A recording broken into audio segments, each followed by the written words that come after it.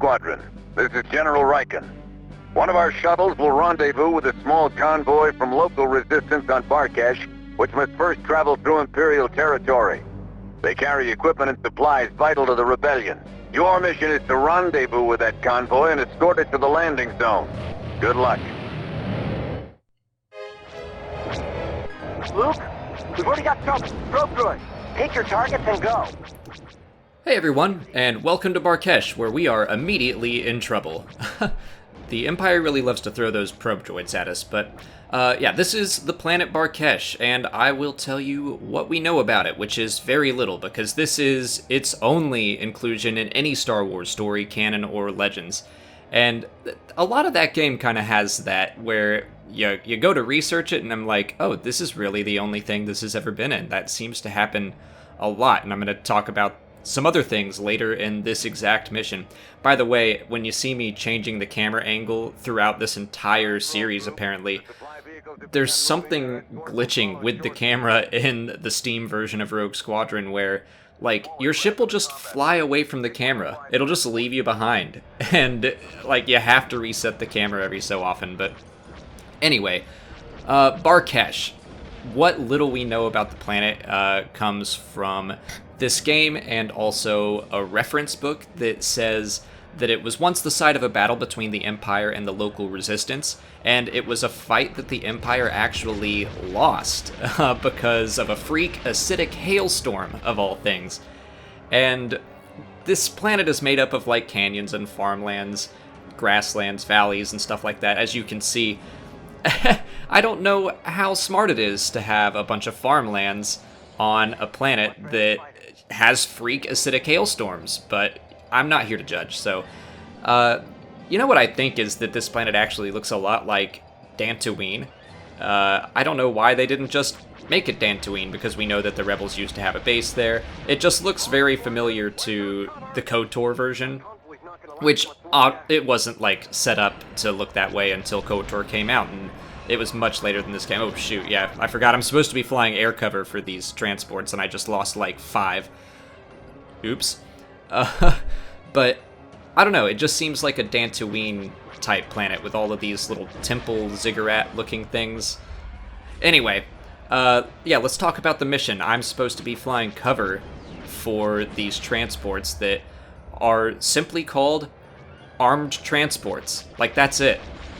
Like I said, there is nothing else about these things in Star Wars lore, because this is the only place that they appear in, and they just called them armed transports, like the most generic thing ever.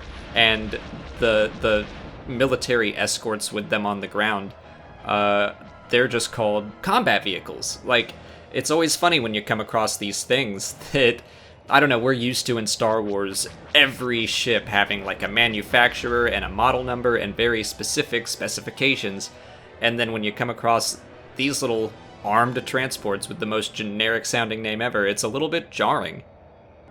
We are here escorting all of these supplies because the Barkhesh people, or the resistance on Barkhesh, graciously offered to give the Alliance several transports worth of weapons and ammunition and all that because they lost the Yavin base.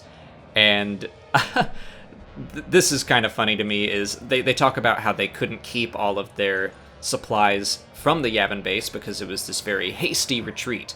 And while that is true in canon, like, we know that they did leave kind of immediately after the Battle of Yavin, because it's like, oh, the Empire knows where we are now, we need to get out of here. In Legends, where this game takes place, that didn't happen. They actually waited at Yavin for 6 months and, like, endured Imperial attacks. I don't know why the Empire couldn't wipe them out, and I don't know why the Rebels didn't just leave. That would have been the smart thing to do, but they just hung around for a long, long time before finally, I guess, hastily packing up and leaving. I don't know why they didn't spend some time to pack up some boxes while they were just hanging out there, but whatever. I mean, the Empire knows where you are, guys. You need to pack up and leave. Oh man, it looks like I lost a lot of those transports. Oh well. I'm not very good at flying cover. I just like flying around and shooting whatever I feel like. It's kind of the same as the last mission, too. Like, why didn't the Empire send any starfighters to deal with air support? I guess they had those, like, ground-to-air batteries, but those aren't really doing anything. Like, there's no actual resistance to us. But anyway, we're reaching the landing zone, and by the way, I don't know why the landing zone wasn't just at the original base to begin with. Like, it seemed like there was room to me, but the supplies are being picked up by a Lambda-class shuttle, and it's not Shuttle Tiderium, it's just another one that we happen to have. And you'll see that throughout this game, we seem to have a lot of other stolen Imperial shuttles. I'm starting to think that maybe the Empire should have just been way more suspicious of Shuttle Tiderium in Return of the Jedi, because apparently they're losing shuttles left and right, and we've got like half their fleet, and we aren't even shy about using it. But that's it for this mission. If you haven't already, please like this video, subscribe to the channel, follow me on Twitter, Instagram, and Facebook, consider checking out my Patreon page, and if you're interested in watching the series from the beginning, you can check that out in this playlist here. As always, thanks for watching, and may the Force be with you.